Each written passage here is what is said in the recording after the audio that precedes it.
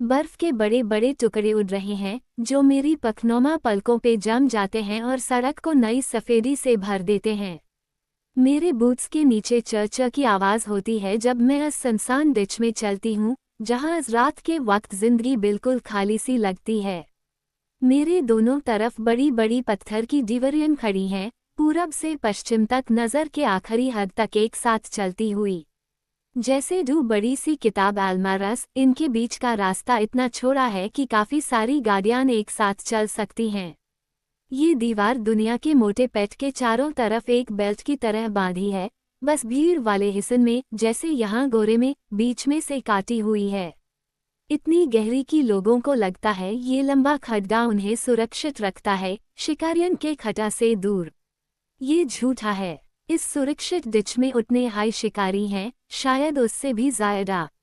बस ये अकी से छुप जाते हैं। एक सिल्वर सोमत ऊपर उड़ रही मौथन की टोली से अलग होता है, इतना पास आता है कि उसके फ्लफी पंख मुझे चमकती हुई पाउडर से भर देते हैं। मैं मुस्कुराती हूँ। मुझे ये रात का वक्त पसंद है, जब लगता है बस मैं ये सोमत और कैंडी जैसे रंग बिरंगी बादलों के साथ हूँ। हाँ, ये सच नहीं है। कायम की मेरे पीछे एक रक्षास लगा हुआ है, हालांकि तारिक अपने कदम मेरे साथ परफेक्ट तरीके से मिलाता है, अपने पैर इतने धीरे रखता है कि बर्फ के पट्टर के साथ घुल जाए। मुझे उसकी मौजूदगी महसूस होती है, जैसे एक बड़ी सी छाया मुझे निगल लेने के लिए धमका रही हो। मुझे डर लगना चाहिए, घबराहट, शायद थोड़ी सी उदासी इस चीज़ के लिए जो मैं करने वाली हूँ। जिंदा रहना अजीब है। कोई लोग इससे धीमी आवाज में जलते हैं, कोई चिलेट हुए। मेरा सर्वाइवल एक जुलास हुआ ढांचा है, आग से बना गुस्सा जो मुझे खड़ा रखता है, मुझे आगे बढ़ाता है। मेरे सीने में अब ज़्यादा कुछ नाम या लचीला नहीं बचा। सब सख्त और खतरनाक है, तारिक रलेकिन जैसे लोगों के लिए परवाह जैसी चीज़ के लिए भी सर। सच कहूँ, अगर वो सड़क पे कोई गंदगी का ढेर भी होता, तब भी मैं उस पे मरने के लिए रास्ता बदल लेती। शायद ये मुझे भी एक राक्षस बनाता है। मैं इस ख्याल को ज़्यादा नहीं सोचती, उससे धकेल के अलग करती हूँ जब मैं दीवार के सदन हिस्से के अंदर एक सीधी चढ़ती हूँ, जिगजैग तरीके से लेवल्स के ऊपर, बैंड दरवाजन के पास से गुजरती हुई जो रात के लिए बैंड हैं। मैं टैब तक चढ़ती हूँ जब तक दीवार बस दीवार ना रह जाए, कोई घर उसके अंदर ना बने हुए हों। लोगों को बादलों के इतने पास रहना पसंद नहीं, यहाँ की हवा उभारी हुई सी लगती है, जैसे ये हमारी नहीं है, जैसे ये ड्रैगन्स की है। एक सन मेरी रीढ़ की हड्डी में दौड़ती है और मैं साउथ की तरफ एक लंबी हवा वाली सुरंग में मुड़ती हूँ जो दीवार के बाहर के नज़ारे तक खुलती है, जहाँ बादल इतने पास हैं कि मैं हाथ बढ़ा के उनके भारी पेट का एक मोह निकल सकती हूँ। जब मैं नीचे मौत के गिरने वाले फासले से बस कुछ लंबी छलांग दूर हूँ, मैं अपनी जेब में हाथ डालती हूँ और अपनी आयरन रिंग उतार देती हूँ, खुद को एक ऐसे गीत के राइट के सामने खोल देती हूँ जो मेरे दिमाग को बारी सी लाडी में बदल सकता है। गजब का हंगामा। मेरी गर्दन की नसें खिंच जाती हैं, मेरे कान के पास की नसें ज़्यादा खून और गीत के साथ धड़कती हैं। मैं अपने दिमाग को सबसे ऊंची फ्रीक्वेंसी पे ट्यून करती हूँ, जैसे कोई साउंड स्नेयर टाइट कर रही हो, फिर उसके मुंह पे एक छन्नी लगा देती हूँ। क्लोड के पागलपन भरे गीत को अलग करती हूँ जो वो अपने बादलों वाले लंग्स के साथ चिलती है। हवा की देवी एक जैकेट बनती है जो मेरे वेल को इधर उधर हिलाता है, मेरे चेहरे पे एक तिरछी सी मुस्कान। वो खेलना चाहती है, मैं भी। मेरी गर्दन के पीछे के बाल खड़े हो जाते हैं, तारिक के कदम और पास आते हैं। और पास, चल तू गंदा एफके, अपनी चाल चल। उसका हाथ मेरी गर्दन के पीछे पकड़ता है और वो मुझे दीवार के साथ चेहरा आगे करके धकेल देता है, अपने वजन से मुझे वही रोक देता है। मेरी खाल उसके वजन से सिहर उठती है।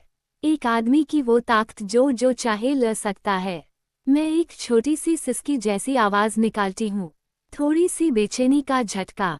शुश शुश शुश, वॉस किसी कान में फुसफुसाता है, मेरा खून जामा देता है। अच्छी सी नल बैन। मेरे पैसलियों के नीचे गुस्सा फैट पड़ता है जब मैं सोचती हूँ कि उसने कितनों के साथ ये किया होगा। कितने लोग उसकी भूख के शिकार हुए होंगे जैसे वो बस एक छोटा सा नष्टा होन। ए फ्लैट नहीं। मैं अपना बूट उठाती हूँ और अपने पीछे के मोलर के मेटल कैप पे काट लेती हूँ। एक क्लिक के साथ मेरी हील से एक आयरन पिन निकालती है। ग्लेट नो वेरी, मैं धीमे से गाती हूँ, शब्द मेरे मुंह में एक दर्द भरी आवाज की तरह उभलते हुए। क्लोड को बुलती हूँ कि वो तारिक के लंग्स से सारी हवा खींच ल। वो हंसी करती है। तारिक एक डब्बा सांस खींचता है अपने सिकुड़ हुए ऑर्गन्स के जरिए, और मैं उसके बूट के ऊपर से नलिफाइंग पिन ठोक देती हूँ।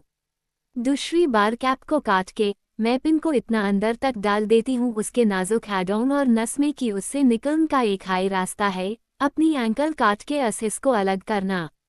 सावधानी, मुझे शक है कि क्लोड उसके लंग्स पे अपनी पकड़ छोड़ेगी, लेकिन मैं किसी भी हाल में उससे इग्नोस को बुला के मुझ पे आग नहीं लगाने दूंगी। आग का देवता खाना पसंद करता है, और मैं जिंदा खाल यूटरवाने से बेहतर उसके डांट से लूंगी। दोबारा तारिक की पकड़ ढीली होती है और वो पीछे लड़खड़ाता है।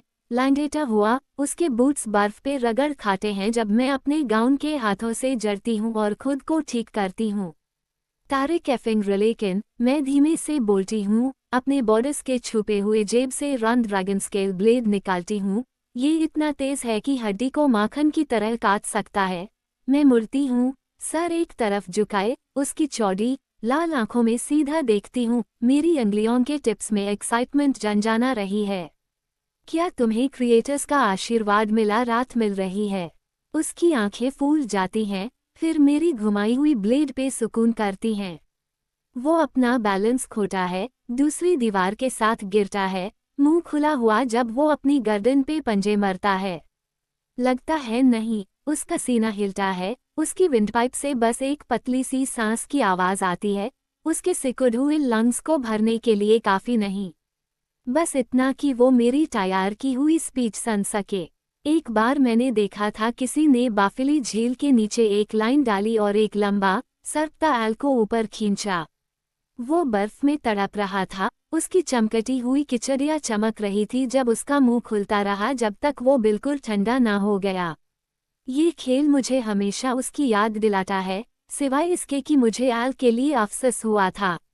मुझे तारिक के लिए कुछ नहीं लगता, सिवाय इस तेज इच्छा के कि मैं उसकी गर्दन काट दूं इससे पहले कि वो और जिंदगियों को बर्बाद करे। लेकिन अभी नहीं, पहले उससे दर्द सहना है। मैं आगे बढ़ती हूँ, उसके हाथों के बीच नजर दौड़ाती हूँ, सोचती हूँ कौन सा बेटा है। मुश्किल दोनों बिल्कुल एक जैसे हैं। शायद कोई और एल्डिंग ब्लेड तुम्हें आराम से मौत द देता, मैं सोचती हूँ, राइट हाथ चुनती हूँ। मैं उससे पकड़ती हूँ और खींचती हूँ, अपनी ब्लेड से उसकी कलाई इतनी जल्दी काट देती हूँ कि मुझे यकीन है उससे पता भी नहीं चला क्या हुआ जब तक मैं उसका काटा हुआ हाथ उसके सामने हिला नहीं रही। शायद ये तुम्हारे मरने के बाद किया होता। तारिक के लिए बदकिस्मती से मेरे पास एक स्पेशल गुस्सा का कुआन है जो मैं अस जैसे लोगों के लिए रखती हूँ। वो मुझे घूरता है, अपनी गर्दन पे पंजे मरता है जैसे उसका हाथ अभी भी जुदा हुआ हो, खून उसके गंदे स्टब से फूट रहा है, उसका मुंह इतना खुला है कि मैं उसके टॉन्सिल्स देख सकती हूँ। शायद मुझे समझाना चाहिए, मैं बोलती हूँ, अपनी जेब से एक वैक्स का बैग निकालती हूँ। मैं अपना नया हाथ उसमें डाल देती हूँ और ड्रॉस्ट्रिंग को खींच के बैंड कर देती हूँ। देखो, मैं अंडर सिटी में घूम रही थी और तुम्हारे छोटे से धंधे पे ठोकर खा गई। छोटा कहना घालात है, उसका बड़ा सा सेटअप अपने आप में एक शहर जैसा है, एक एम्फीथिएटर जैसा बैटल पिट, स्लीप सूट्स अन लोगों के लिए जो एक भी ड्यूल मिस नहीं करना चाहते, और बैंडी बैकन के सेल्स नल्स जिन्होंने दीवार से चुराया या डेस्परेट पेरेंट्स से खराइड, जो अपने बैकन को खाना नहीं दे सकते, यकीन डायलेट हुए कि वो उन्हें जीने का मौका दे रहे हैं। सुप्रमसी के लिए लैंड का मौका, कोई भी अंडरनरिश्ड नहीं दिखता था, लेकिन रूह को भूखा रखने के और भी तरीक होते हैं। मैंने तुम्हारे बंदियों को आज़ाद करने की कोशिश की, जिन्होंने, मैं ये ऐड करना चाहूँगी, कुछ को हीलर की सख्त ज़रूरत थी उनके छोटे टूटे जिस्मों को ठीक करने के लिए। मैं इस भारी बैग को उसके सामने हिलाती हूँ, कंधे झटकती हूँ। सोचो मेरा दिल कितना टूटा जब मुझे पता चला कि उनके सेल्स खोलने के लिए मुझे तुम्हारे हैंडप्रिंट की ज़रूरत है। उसकी आंखों के डर भरे एक्सप्रेशन से पता चलता है कि वो काफी सोच नहीं रहा, कि वो अपने बारे में हाय ज्यादा सोच रहा है। मैं बैग को बर्फ के ढेर पे फेंक देती हूँ जो हवा से उड़ के आया है जब वो लड़खड़ाता है, अपना बाकी हाथ जेब में डालता है और एक ब्लेड निकालता है। मैं उसकी कमजा पकड़ से उससे छीन लेती हूँ, जुबान छूकती हूँ, फिर उसकी जांघ में गूंथ देती हूँ। इस वक्त मुझे नहीं पता था तुम कौन हो, मैं धीमे से बोलती हूँ, उसके काम और अडैप्ट हुए देख रही हूँ, मज़ा ले रही हूँ। उसका चेहरा उसके कपड़ों से भी ज्यादा लाल हो जाता है, उसके कान और गर्दन की नसें उभार जाती हैं जब मैं उसका खूनी लाल ट्यूनक काट के खोलती हूँ, उसका सीना नंगा करती हूँ, फिर उसका दूसरा हाथ जो मुझे पकड़ने की कोशिश कर रहा है, उससे पकड़ती हूँ। मैं उससे ऊपर उठाती हूँ, दीवार पे चिपका देती हूँ और अपनी ब्लेड से उससे वही पिन कर देती हूँ ताकि मैं अपने काम पे फोकस कर सकूं। उसका पूरा जिस्म फिर से कांपता है, उसकी पंथ में गिला दाग बन जाता है। सबसे मजेदार बात, अगले दिन तुम्हारी बाउंड ने हम तक पहुंचने का रास्ता ढूंढ लिया। तुम तो जानते हो हम कौन हैं। फ्यूर डू एथ फ्रॉम द एशेज। उसका चेहरा टूट जाता है। मैं अपनी स्कर्ट उठाती हूँ और अपने बूट के अंदर से एक और ब्लेड निकालती हूँ। वो प्यारी है, तुम्हारी बाउंड बहुत सुंदर। मैं अपने सारे खजाने पे दाव लगा सकती हूँ कि तुमने उससे भी खरीदा था, यकीन के साथ कि उसका ब्राउन बीड तुम्हें ताकतवर बच्चे देगा। और कांप्ड हरकतें, उसका सीना खून से लाटपट जो उसके काटे हुए स्टब से निकल रहा है। मुझसे ये नहीं छुपता कि वो अब उसी रंग में रंगा है जिसको वो इतना पसंद करता है, जिसको वो दिखता है। सर एक तरफ झुकाए, मैं अपने लाल कैनवस को देखती हूँ, अपनी ब्लेड का टिप उसके सीने के आर पार घसीट रही हूँ। मैं थोड़ा प्रेशर डालती हूँ और अपना क्रूड कोड उसकी खाल में काटना शुरू करती हूँ। उसने कहा तुम उसके साथ गंदे काम के तारांकन आती हो, दूसरों के साथ भी। मैं काटते हुए बोलती हूँ, काट काट, जिस भी तुम अपने गंदे हाथ डाल सको। Are rapist. ये लेटर उसके पसंदीदा रंग में और खून बहाता है जब वो टडापता है, उसका मुंह एक चुपके चिल में खुला हुआ। सुंदर, आशीर्वाद भरी खामोशी। मैं क्लोड को ऐसे वक्त पे चूम सकती हूँ। उसने ये भी कहा कि हालांकि तुम अपने नल बेटे को अपने प्रेस्टिजियस अंडरसिटी बैटल पिट में नहीं लाडवॉट, तुम अक्सर इग्नोस को बुला के उस पाग लगवट हो क्योंकि वो तुम्हारे खानदान के लिए इतना बड़ा डिसअपॉइंटमेंट है। ये शब्द मेरे डांटन के बीच से निकले, मेरे अंदर का वो बाफिली वजूद हिल रहा है, गरा रहा है। मैं एक सी काटती हूँ, फिर एक चाइल्ड अब्यूजर। मैं टेम्प्टेड हूँ उससे पूरा अल्फाबेट दादून, लेकिन वक्त की कमी है। इसके बजाय मैं उससे 3 और लेटर्स के साथ खत्म करती हूँ। ESS। खुद हाई समझ जाओ।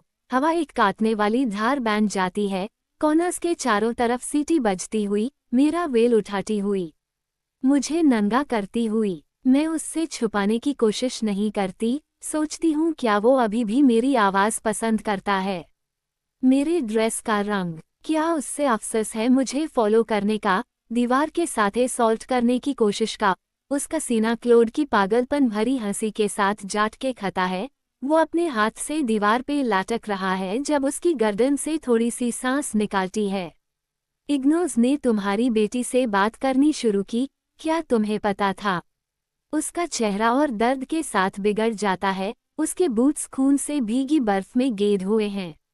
उससे इस रात शहर से बाहर ले जाया गया है, तुम्हारे बाकी परिवार के साथ, लेकिन इससे पहले तुम्हारी बाउंड ने हमें सब कुछ बता दिया जो हमें तुम्हारे गंदे धंधे खत्म करने और अनबैकन को आज़ाद करने के लिए चाहिए। उन्हें कहीं सुरक्षित और सेफ जगह ले जाओ जहां वो फिर से बच्चे बन सकें। मैं क्लोड के दबाव वाले गीत को डोरती हूँ और वो मेरे चारों तरफ तेजी से घूमती है। मेरे बाल एक काली गंदागी में बदल देते हैं जब तारिक का चेहरा नीला हो जाता है, फिर बेंगानी। कैसा लगता है नल होना, तारिक। उसकी अब खून बहा रही आंखें मेरी कान के लोब पे जाती हैं। वो जो ट्रांसपेरेंट बीड से छेड़ा होना चाहिए था ताकि ये दिखे कि मैं क्लोड के बदलते हुए हंगामा भरे गीत को सुन सकती हूँ। मेरे हिसाब से ये बस मुझे द फेड के मिलिटेंट समाज के लिए खतरा बनाता। उनके सिस्टम को गोली मारो, कैसा लगता है किसी नीचे के हाथों में दर्द से ना अभी भी अपनी गर्दन पे अपने टूटे हुए बाजू से माथ हुए उसका मुंह एक शब्द बनाता है। मर्सी, एक जलती हुई गुस्सा मेरी रीढ़ की हड्डी में आग लगाता है, मेरी पैसलियों के चारों तरफ चाट रहा है, मेरे ठंडे काले दिल को खा रहा है। मैं सोचती हूँ कितनी बार बैकन ने, जो उसके मौत के पिट में लड़ा, इसी चीज की भीख मांगी होगी। कितनी बार उसके बेटे ने ये शब्द कहा होगा, उस आदमी को देखते हुए जो उसका पालन करना चाहिए था, उसका रक्षक बनना चाहिए था। मैं सोचती हूँ कितनी बार उम्मीद उसके छोटे से सीने में मारी होगी इससे पहले कि उसने अपनी में से हमें ढूंढन को कहा, तारिक के देखे ना जाने वाले बंधनों से आज़ाद होने के लिए। बहुत बार तुम्हारा परिवार अपना सलाम भेजता है, मैं ताना मारती हूँ, फिर अपनी ब्लेड उसकी गर्दन के आर पार काट देती हूँ। नेक्स्ट पार्ट के लिए सब्सक्राइब करें।